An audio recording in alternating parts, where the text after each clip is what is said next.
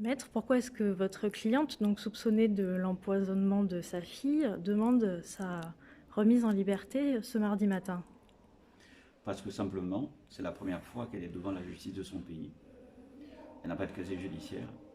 Elle conteste avoir donné la mort à sa fille. Elle n'était pas en crise avec elle. Il n'y avait aucune raison qui pouvait justifier qu'elle puisse donner la mort à sa fille. Elle pense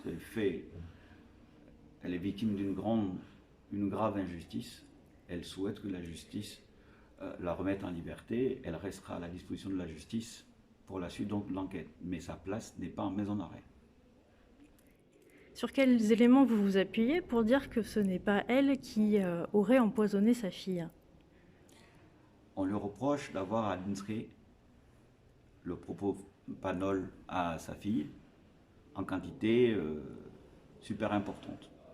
C'est l'autopsie qui permet de dire que cet enfant avait consommé ces produits quelques heures avant, donc en tout cas ses convulsions et l'intervention des secours. Et le rapport de l'expert dit que les crises tétaniques, les convulsions interviennent au maximum après 1 heure et demie, voire 2 heures. 2 heures après, donc la consommation ne se produit. Il se trouve que quand on analyse la facturation détaillée de son téléphone, on se rend compte qu'au moment de la consommation de ces produits, elle n'était pas à son domicile. Par contre, d'autres personnes étaient à son domicile, mais pour moi, ces personnes sont en liberté.